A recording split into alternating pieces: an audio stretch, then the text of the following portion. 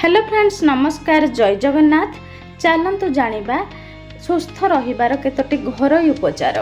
स्वास्थ्यवान एवं निरोग रहिबा पई आम रोषेई घरे अनेक सहज एवं प्रभावशाली घरोई उपचार रहिअछि। एठारे किछि दैनन्दिन जीवन रे काम रे आसुथिबा गुरुत्वपूर्ण हेल्थ टिप्स दिया जाइछि। नंबर 1, काश एवं ठंडा पई महू एवं अदा रस। गोटे चामच अदा रस सहित महू मिसाई खाइले काश एवं गला पीड़ा हेबारु तुरंत आराम मिली थाए। हलदी क्षीर राति रे सोइबा पूर्वरु गरम क्षीर रे अल्प हलदी मिसाई पीवा द्वारा शरीरर रोग प्रतिरोधक शक्ति बढ़े एवं ठंडा पूरा गायब हो जाए। 2, पेट समस्या एवं गैस पई जीरा एवं जुआणी पानी। जदि पेट फुलिबा किंबा एसिडिटी हेउथाय तेबे जीरा एवं जुआणी को पानी रे भल भाव फुटाई सही पानी को छाणिकी पी पारिबे।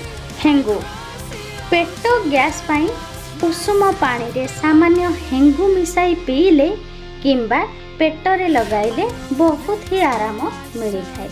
3, ओजन ह्रास एवं मेटाबॉलिज्म पाई लेंबू एवं महू पानी। सकाळे खाली पेट रे हालुका उषुम पानी रे अधा लेंबू रस एवं गोटे चामच महू मिसाई पीवा द्वारा शरीर वर्ज्य वस्तु बाहरी जाए एवं ओजन नियंत्रण रे रहे।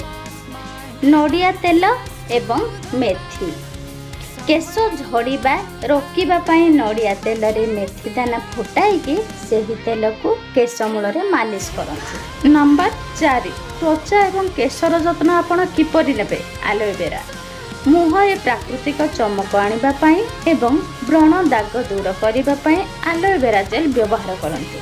तुलसी एवं गोलमरीच प्रतिदिन सकाळे 2 ରୁ 3टी तुलसी पत्र सहित गोटे गोलमरीच चबाई खाइले ठंडा काश एवं ज्वर भली समस्या दूर रहे।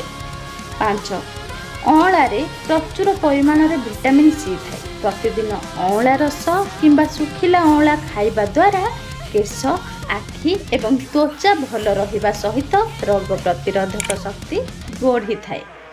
नेक्स्ट, उत्तम हजम क्रिया एवं पेट समस्या आपण किपरि मुक्ति पाइबे।